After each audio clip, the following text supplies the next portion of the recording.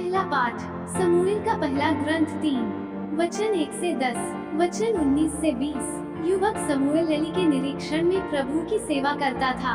उस समय प्रभु की वाणी बहुत कम सुनाई पड़ती थी और उसके दर्शन भी दुर्लभ थे।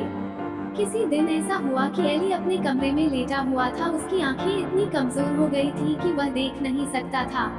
प्रभु का दीप वृक्ष उस समय तक बुझा नहीं था और समूएल प्रभु के मंदिर में, जहां ईश्वर की मंजूषा रखी हुई थी, सो रहा था। प्रभु ने समूएल को पुकारा। उसने उत्तर दिया, मैं प्रस्तुत हूँ। और एली के पास दौड़कर कहा, आपने मुझे बुलाया है, इसलिए आया हूँ। एली ने कहा, मैंने तुमको नहीं बुलाया, जाकर सो जाओ। वो लौटकर लेट गया। प्रभु ने फिर समूएल को पुकारा। उसने एली के पास जाकर कहा, आपने मुझे बुलाया है, इसलिए आया हूँ। एली ने उत्तर दिया, बेटा, मैंने तुमको नहीं बुलाया, जाकर सो जाओ। समूएल प्रभु से परिचित नहीं था। प्रभु कभी उससे नहीं बोला था। प्रभु ने तीसरी बार समूएल को पुकारा। वो उठकर एली के पास गया और उसने कहा, आपने मुझे बुलाया, इसलिए आया हूँ। तब एली समझ गया कि प्रभु युवक को बुला रहा है। एली ने समूएल से कहा, जाकर सो जाओ। यदि तुमको फिर बुलाया जाएगा तो ये कहना, प्रभु बोल, तेरा सेवक सुन रहा है। समूएल गया और अपनी जगह लेट गया। प्रभु उसके पास आया और पहले की तरह उसने पुकारा, समूएल, समूएल। समूएल ने उत्तर दिया, बोल, तेरा सेवक सुन रहा है। समूएल बढ़ता गया। प्रभु उसके साथ रहा और उसने समूएल को जो वचन दिया थे, उनमें से एक को भी मिट्टी में नहीं मिलने दिया। और दान से लेकर बेर्शेबा तक समस्त इस्राएल ये जान गया कि समूएल प्रभु का नबी प्रमाणित हो गया है। सुसमाचार संत मार्कुस 1 वचन 29 से 39। वे सभागृह से निकलकर याकूब और योहन के साथ सीधे सिमोन और अंद्रेयस के घर गए। सिमोन की सास बुखार में पड़ी हुई थी। लोगों ने तुरंत उसके विषय में उन्हें बताया। ईसा उसके पास आए और उन्होंने हाथ पकड़कर उसे उठाया। उसका बुखार जाता रहा और वो उन लोगों के सेवा सत्कार में लग गई। संध्या समय सूरज डूबने के बाद लोग सभी रोगियों और अपदूत ग्रस्तों को उनके पास ले आए। सारा नगर द्वार पर एकत्र हो गया। ईसा ने नाना प्रकार की बीमारियों से पीड़ित बहुत से रोगियों को चंगा किया और बहुत से अपदूतों को निकाला। वे अपदूतों को बोलने से रोकते थे, क्योंकि वे जानते थे कि वह कौन है।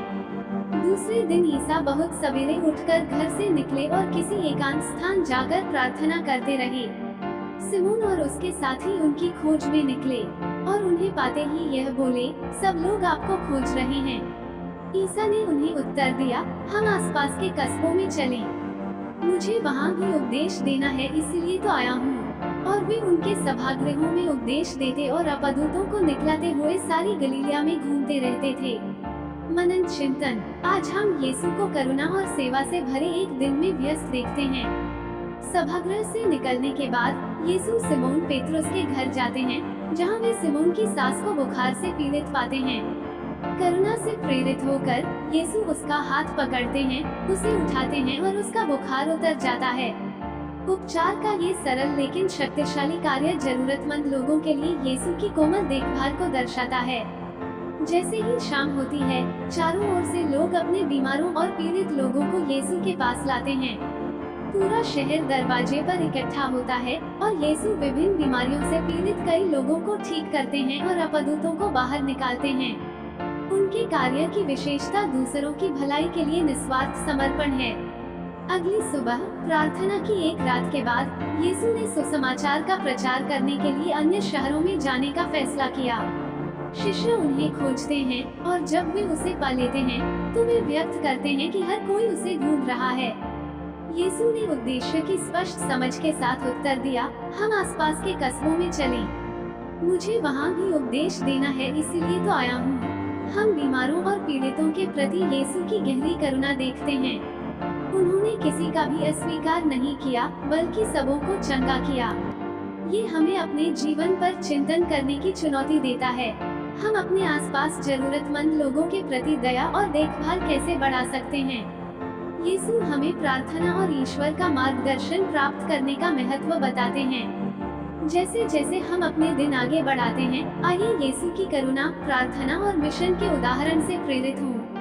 आमीन।